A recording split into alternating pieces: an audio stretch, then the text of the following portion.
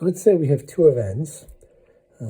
Event A with space-time coordinates x equals 3, t equals 0, and event B with space-time coordinates x equals -3, t equals 0. So these are simultaneous events from the xt perspective. So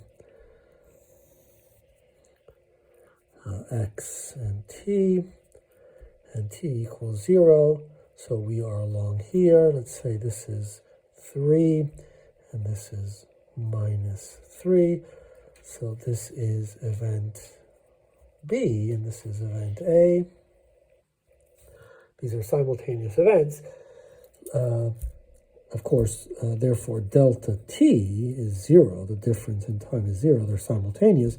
Delta x is 3 minus -3, right? So the distance in space is 6 in these units. Let's see what these are from the x prime, t prime perspective for an observer that's moving at a third of the speed of light. So in these units, it's 1/3. And so we have x prime is equal to the gamma factor, which is, as we know from the previous problems, 3/√8. Of course, we can calculate it again. We have x minus v times t, and so x is 3. So we're doing event A. Right, so for event A, let's look at x prime, t prime.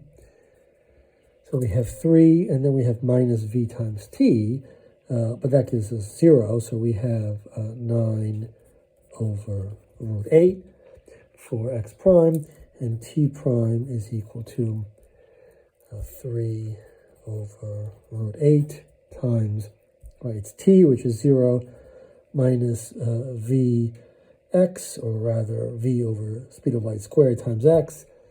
So that's 1/3 times x, which is 3.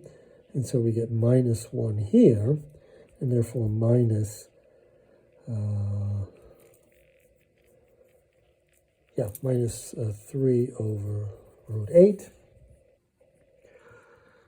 Okay, and so event B, the x prime, t prime coordinates for this are x prime equals 3/√8 times the x value, which is -3. Then we have -0.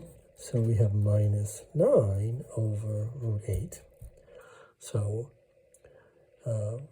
right, it's a spatial stretching or compression. And then, well, the same is true of time. They're now spread out, and so we have 3/√8 times t, which is 0, minus we have t minus v x. And x is -3. So we have -3/3 here. So we have +1. And so we have 3/√8. And therefore we have delta x is 9/√8 plus 9/√8, which is 18/√8.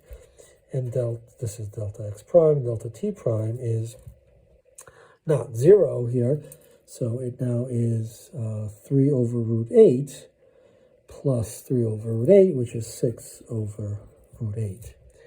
And let's think about in the limit that v goes to speed of light, so it's approaching 1 in these units.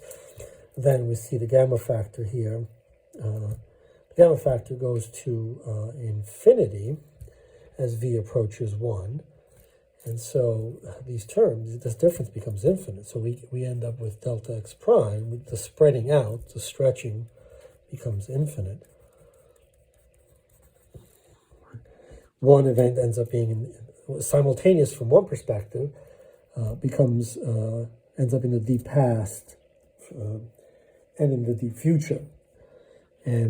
But they're also spread out in space by an infinite distance as well.